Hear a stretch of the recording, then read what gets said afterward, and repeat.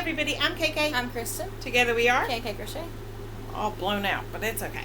Okay, so this one, there are several things that we've been working on, and of course we're getting ready to start Christmas extravaganza, so we're just going to do everything that we've been working on in one video. So I had decided that I wanted to make a hat, and you know how I get sometimes I just want to pick a stitch and go. So I wanted to have kind of like the look where you work in the back loop only or in the third loop, a half double crochet in the third loop. They both kind of look similar, but when I work in a back loop, you know, it kind of leaves a space, like because the stitches pull because you're only working in the one loop. And when you work in the half double crochet in the third loop, then sometimes it's harder to find that one. So I decided I'd try something different. Actually, I was just playing around, and instead I went through the back loop and the third loop. So instead of going through only the back loop or only a half double crochet in the third loop, I did a double crochet through the back loop and the third loop together. So it's like when you're looking at a crochet stitch and you normally go through the top two stitches, I just split the top two stitches and went down and picked up the back loop and the loop below that. That's the third loop. So it's still like you're getting two loops, but you're only, so it makes it a more substantial stitch and it makes it thicker like a normal stitch. But I also wanted to have it to have lines. So I started this one. I didn't finish this one that way. I started it, I don't know if you can see that I did like I did that stitch every 3 stitches, and then I did regular double crochets in the next 3, and then every 3, so that the lines are kind of offset. I don't know if you can see that. This is Premier. This is one of their tweed, I think. Yeah. I can't remember, but anyway, that's just a basic hat pattern, and I did the 60 stitches increase, and then I started doing that, but then I got 3 rows in and thought, you can't even really see it. You can. It's kind of blown out right now anyway. See it, yeah. Let's see if that's better. Probably not. Looks like little stepping stones, kind of. So I wasn't happy with it, so then I just started doing double crochet, and then I did front post, back post to do the brim. And of course that's for Bumblebee's Mountain Outreach. And then I did another one, but I did it in this pink that I love. And I don't know if you can see it any better there, where the You can see it, yeah. where the stitches step down like that. And this one is every 5 stitches. So 5 stitches go in the back loop and the third loop, and then 5 stitches go regular, and then you alternate on the next round. So if it went in the back loop and the third loop together, then you do a regular double crochet, and if it went in the regular double crochet, then you do the back loop and half double crochet loop. I don't know why that is so blown out. Okay, so that's this one. We tried to fix the lighting, hope that works. And now maybe you can see a little better. Yeah, you can see that better now. Stair step. I just thought that I'm all about symmetry and how things play out with lines and stuff. So I just wanted to do something different. So that's 2 more hats for Bumblebee's Mountain Outreach. And then I had some of these puppet eyes. Where I used to be a preschool teacher, we used to go to a convention, and I went and bought some there because it was a big deal to make puppets out of them. But then I had bought some at Hobby Lobby, and they're the huge ones, they're not the smaller ones.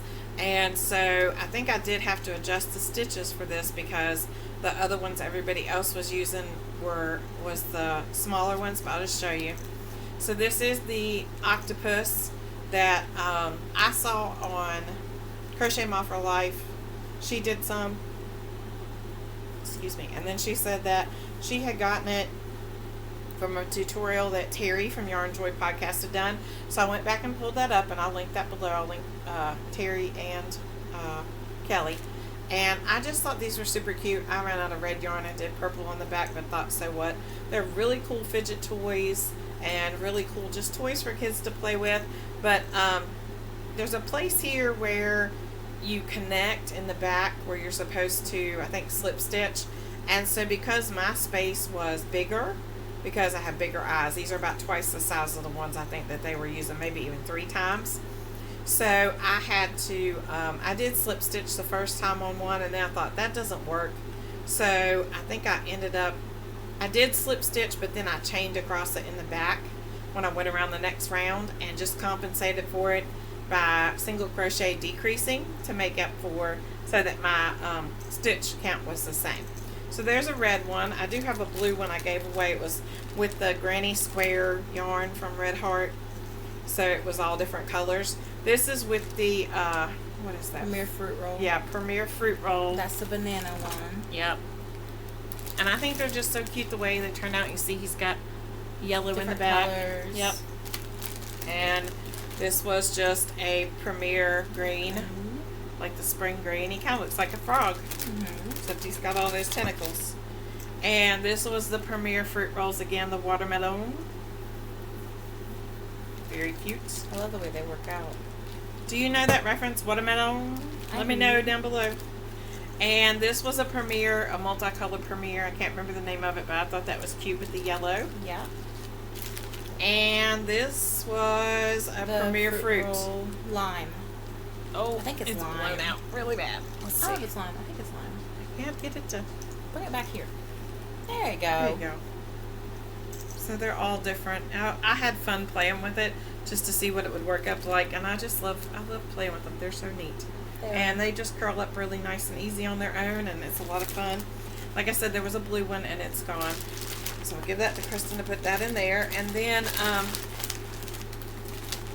I don't crochet characters unless they're for family. And that's what this is. I had a family member ask me, had I ever heard of the Bumble Nums? And I said, no ma'am, I don't know what that is. I have a grandbaby and she watches a lot of cartoons and I watch them with her, but I never heard of this stuff. So this is what one of them looks like. And this was a free pattern on Instagram, and I'll try to remember to link it down below if I can remember. I think they used a smaller yarn with theirs, but I used 4-weight, worsted weight, and then I can't even remember what hook I used. I want to say maybe an F, but I'm not real sure. It took forever just to make this little thing, and you wouldn't think so because, you know, how hard could it be, right? But it's got 1, 2, 3, 4, 5, 6, 7, 8 pieces, and then you do the face. But it took me all day to make one, and I was done with it. He's cute. I don't know the show, but he's cute. They just look like big blobs of color.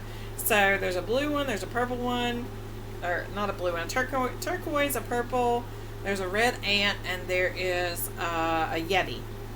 And so I found free patterns for this one and for the purple one and the blue one, turquoise one. I wasn't wanting to pay for them, you know, I'm making it for family and stuff, so I didn't want to have to pay for the pattern. But yeah, yeah, he just looks like a big orange to me. Whatever. I mean, whatever. Yeah, so there's that. I'm slow going with the rest of it. And then the baby girl is gonna turn 1 soon, and her birthday party is themed around strawberries. And so her mama asked if we could make strawberries for that. And so she gave us an idea, showed us one that she had gotten somewhere. And I went online and found a pattern. I'll have to find it and link it below. And so we haven't put them together yet. I haven't finished making them all. I need to make 60. I've made 30 that look like this. And Kristen's worked on the tops that go on them. And I have 12, I think, made. And we have to glue those. We're going to glue those down. And then I've got 12 more of these that I've done that I just made them up to the top and left them open. And then I'm going to stuff them and finish decreasing and sew them up, because that was what was taking so long for me, was working up the pattern, getting to the top, stopping to stuff it, decreasing again, you know, finishing the decrease, stuffing it some more, sewing it together shut. I thought, what if I just make them to like the almost finished point and then just put them to the side? And I went through them much quicker that way, and then I'll go back and do the other part. So that's those. They're just going to be decoration. Yeah. But so I've got 30 bottoms done. Kristen's working on the tops because we decided that we needed to both work on them to get them done in time. But our tension is different. So the way we decided to take care of that is I am working on the bottoms and she is working on the tops. And I went down a hook size because I have a loose tension. Right. So that way everybody's, and my tension's tight. So that way everybody, it'll kind of look similar. and we can get them done together. And so I need to do 18 more, and then I need to finish closing all those up, and we need to put the tops on them. Chris needs to make the tops and put the tops on. Yeah, that's it. And I think that is it for what we've been working on. And you know, it doesn't seem like a lot, but it is to me, because I really haven't been doing a whole lot. I didn't think, but then I look at that and think, well, that's something. That's something. And as far as the C2C blanket, the join as you go, I'm in a kind of mood with that. I have to finish it and need to finish it now. It's for a donation. It has to leave here in October. I started it, and now I'm like, I don't want to. But I need to finish it. So I'm hoping to find time maybe this weekend to pick up on it and move forward. We'll see. Y'all cheer in the comments, and you know. While we're talking about comments, there's a new thing on YouTube called Community. And I know we've had community pages before, and then it went to post, but now we have Community. And Community is where you can post your pictures. You can post what you want to post. In all reality, YouTube probably wouldn't like me saying this, but it's like Facebook, basically. That's what it looks like to me. So the way you find it is you go to our channel, and then you hit View Channel, and then you hit Visit Community. Now, when I post on the Community, you still can't go in the comments from what I can tell and post a picture. You have to go make your own post, go to View Channel, Visit Community, and then you can find it, and you can put your own picture and stuff. You know, be nice. I mean, I don't think I have to say that to anybody here, but you know what I'm saying. When you're going on people's stuff, post your stuff, be kind, be nice, but show us all your stuff and let us see it. We're super excited about it. And that's all we're going to say in this video, because we got some more stuff to tell you. But yeah, we need to spread it out to let you know, because it's going to take too long. And this one's long enough already. Let us know what you think down below. What are you working on? What's your favorite thing you're working on for the week? Are you tired of working on stuff? Do you have a whip that you're like, you don't want to do it anymore? It is what it is. Don't forget to be kind, because You don't know anyone else's journey. Bye. Bye.